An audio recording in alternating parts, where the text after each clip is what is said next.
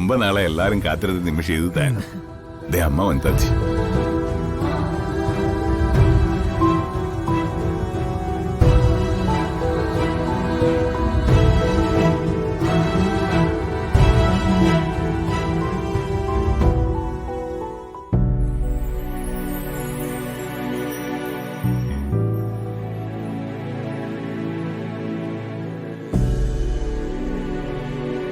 മോൾ അമ്പലത്തിൽ നിന്നല്ലേ? നന്നായി. ഒരു നല്ല കാര്യം സംസാരിക്കുന്നതിന് മുമ്പ് ക്ഷേത്ര ദർശനം നല്ലതാ.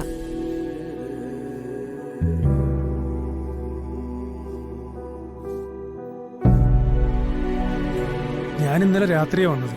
വന്നൂന്നല്ല, വിളിച്ചു വരുത്തിയായിരുന്നു അമ്മയും മോനും കൂടി.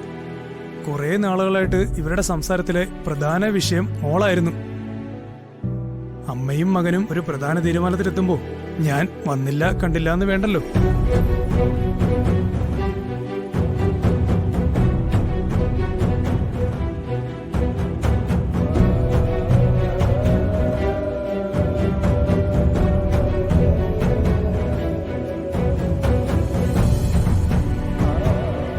എന്താ ഇതൊക്കെ?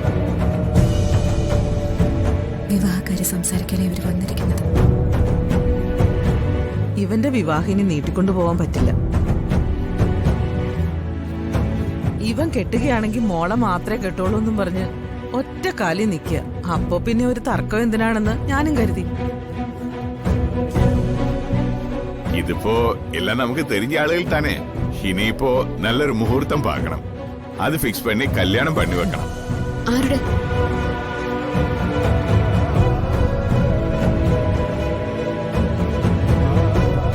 കാർത്തിക് എന്നെ കുറിച്ച് എന്താണ് ആന്റിയോട് പറഞ്ഞിരിക്കുന്നതെന്ന് എനിക്കറിയില്ല.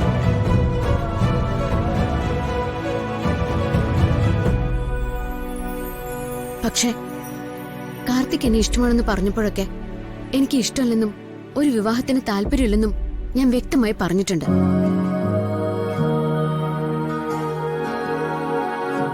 കാർത്തികിനോട് ചോദിച്ചു നോക്ക്. സത്യമാണോടാ ഇത്? നിന്നോട് പറഞ്ഞിട്ടുണ്ടായിരുന്നോ? അതെ അമ്മേ, ഈ വിവാഹകാര്യം പറയുമ്പോ എല്ലാ പെൺകുട്ടികളും അങ്ങനെയാണല്ലോ പറയാ. അതങ്ങനെ തന്നെ ഇരുന്നോട്ടെ മോളെ. ഇത് ന്യായമായ ഒരു ആലോചനയല്ലേ? സോറി അങ്കിൾ, എനിക്ക് താല്പര്യമില്ല.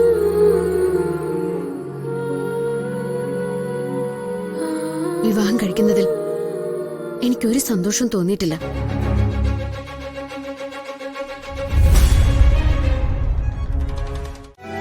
ഇനിയെങ്കിലും ഇതുപോലെയുള്ള കാര്യങ്ങൾ ചെയ്ത് നോക്കണം.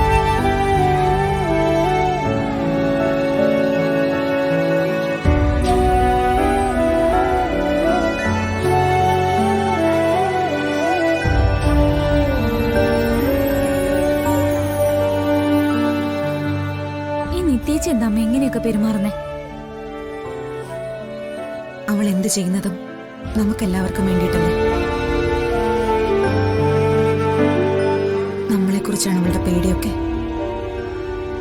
അമ്മ, കാലം വേഗം വേഗം കടന്നു പോകും. ഇനി എപ്പോഴാ? അവളെ പറഞ്ഞ് മനസ്സിലാക്കി കൊടുക്കണം ശരവണ. അവൾക്കൊരു നല്ല ജീവിതം ഉണ്ടാക്കി കൊടുത്തേ പറ്റൂ.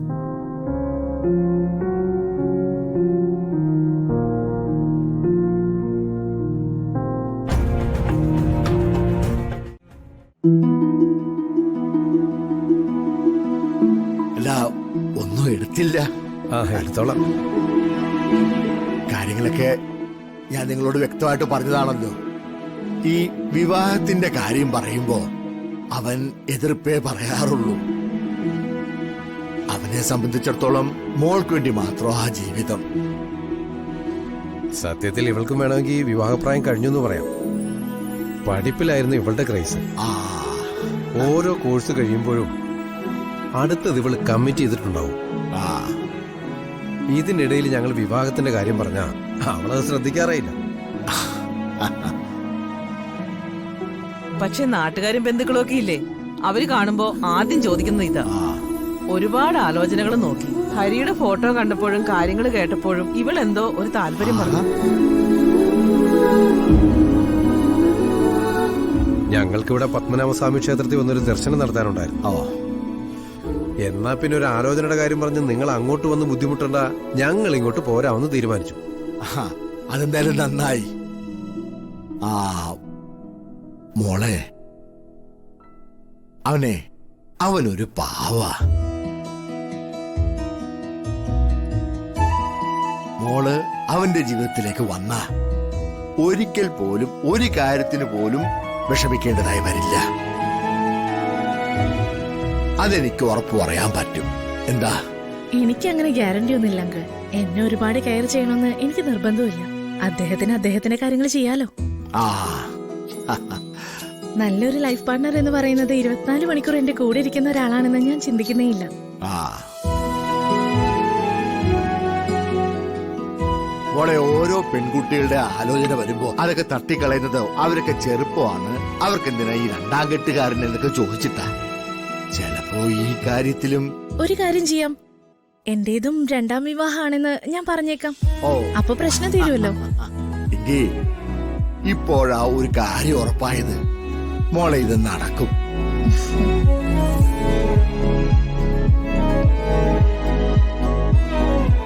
മോളെ ദൈവം അവന് വേണ്ടി കണ്ടുവച്ചിരിക്കുന്നതാ.